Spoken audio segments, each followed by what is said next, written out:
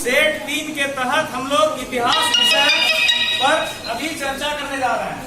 इतिहास विषय का मॉडल सेट 1 और 2 हो चुका है। 3 पर हम लोग अभी करेंगे चर्चा, जिसको हम लोग सभी प्रश्नों के उत्तर पहले कर चुके हैं।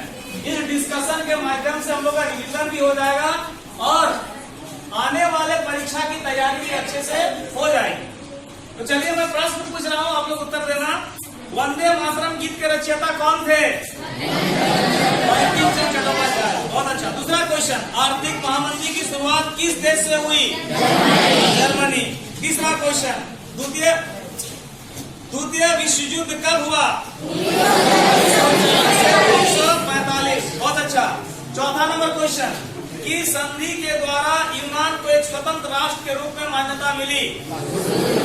उस्कुन दुनिया। नेक्स्ट क्वेश्चन, डॉक्टर अंबेडकर ने दलित वर्ग एसोसिएशन का गठन कब किया? 1920। Very good. 6 number question, Gandhi ji ने कब नमक कानून का उल्लंघन किया? 1930। Very good. Next question, France में राष्ट्र के प्रतीक के रूप में ईसाई नाम डैश दिया गया? नेक्स्ट क्वेश्चन, गांधी जी ने डैश नामक स्थान पर नमक बनाकर नमक कानून का उल्लंघन किया? बहुत अच्छा। नेक्स्ट क्वेश्चन है, भोसे किसे कहते हैं? अब आप लोग का अति लघु उत्तरीय प्रश्न शुरू होता है। 2 अंक के 40 शब्दों में देने हैं। इसमें पहला क्वेश्चन है, भोसे किसे कहते हैं? तो इसका उत्तर क्या होगा कि दक्षिण अमेरिका हमारा एक क्या है? महादेश है। उस महादेश में एक देश है जिसका नाम क्या है? ट्रिनिडाड। तो ट्रिनिडाड में जो मुहर्रम मनाया जाता है उसको हम लोग भोसे के नाम से जानते हैं और यह इमाम हुसैन के नाम पर मनाया जाता है। Question clear? आंसर क्लियर हो गया? नेक्स्ट क्वेश्चन है, आदि औद्योगिकरण से आप क्या समझते हैं? आदि का मतलब पूर्व होता है। आदि औद्योगिकरण को हम लोग पूर्व औद्योगिकरण भी कर सकते हैं। तो यूरोप में बड़े बड़े कारखानों की स्थापना के पूर्व भी हम लोग को ऐसा लगता है ना कि बड़े बड़े कारखाने होंगे तभी औद्योगिकरण होगा। ऐसी बात नहीं है।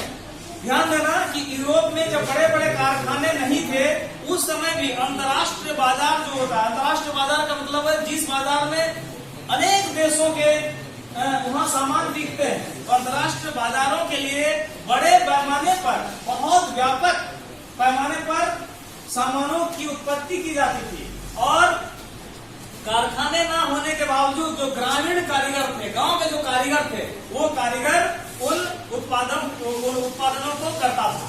तो ये क्लियर कर लेना है कि सिर्फ कारखाने में ही सामान बने तो औद्योगिकरण नहीं कहते हैं, बल्कि जब ग्रामीण कारीगर भी उसको करते हैं तो हम औद्योगिकरण कह सकते हैं। और इसी को हम आदि या पूर्व औद्योगिकरण कहते हैं, क्योंकि उस समय फैक्ट्रीज नहीं थे लेकिन प्रोडक्शन बड़े पैमाने पर होता था और अंतर्राष्ट्रीय बाजार में उसका खरीद बिक्री होता था।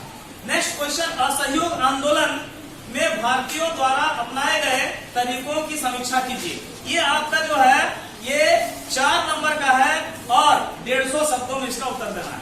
तो असहयोग आंदोलन, जैसा मैंने कहा कि भारत को आजादी दिलाने में कई आंदोलन हुए, लेकिन असहयोग आंदोलन उसमें एक प्रमुख आंदोलन था। असहयोग मतलब नॉन कोऑपरेशन, कि हम आपको सहयोग नहीं करेंगे। तो इसमें क्या हुआ, इसमें जो बड़े बड़े पद दिए गए थे अंग्रेज सरकार के द्वारा, भारतीयों को जो बड़े बड़े पद दिए गए थे, किसी को सर की उपाधि दी गई थी, रविन्द्रनाथ टैगोर को सर की उपाधि दी गई थी। जो बड़े बड़े पद दिए गए थे उन पदवियों को भारतीयों ने लौटाना शुरू किया। इसके साथ और क्या हुआ, इसके साथ सरकारी नौकरी जो दी गई थी, सरकार किसका था?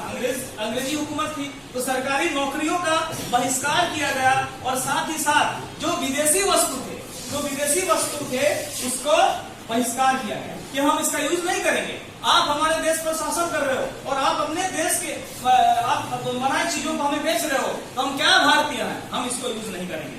इसके साथ ही क्या हुआ, स्कूल कॉलेज जो अंग्रेज के द्वारा चलाए जा रहे थे, स्कूल कॉलेज में छात्रों ने पढ़ाई छोड़ दिया, शिक्षकों ने पढ़ाना छोड़ दिया और वकीलों ने कोर्ट में केस लड़ना बंद कर दिया। ये था असहयोग आंदोलन। इसके साथ ही विदेशी वस्तुओं का बहिष्कार किया गया, शराब की दुकानों को बंद किया गया और साथ ही विदेशी कपड़ों की होली जलाई गई। साथ ही साथ व्यापारियों को जो थे वो अब पैसा नहीं लगाए, व्यापार में पैसा उनको हम नहीं लगाएंगे, तो विदेशी विदेशी व्यापार में हमारे जो भारत के व्यापारी थे पैसा लगाना भी बंद कर दिए। इतना ही नहीं, उस समय जो जमींदार होते थे गांव के, उन्हें नाई और धोबी की सुविधा जो दी गई थी वो भी बंद कर दी गई। और इस तरह से असहयोग आंदोलन में पूरी तरह से भारतीयों ने अंग्रेजों के खिलाफ काम किया और भारत को आजाद कराने में ये बहुत महत्वपूर्ण भूमिका निभाया। नेक्स्ट क्वेश्चन है, भारतीय अर्थव्यवस्था पर महामंदी का क्या प्रभाव पड़ा। आपको मालूम होगा कि 1928 से लेकर 1934 तक, है ना, बहुत बड़ा क्या हुआ था, महामंदी आया। तो उस महामंदी के सभी देशों पर असर पड़ा। उस महामंदी का हमारे भारत में भी इसका असर पड़ा। क्या असर पड़ा?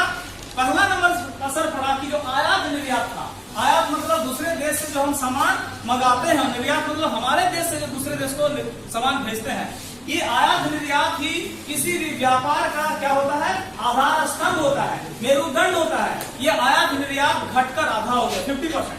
पहले जितना होता था उसका 50%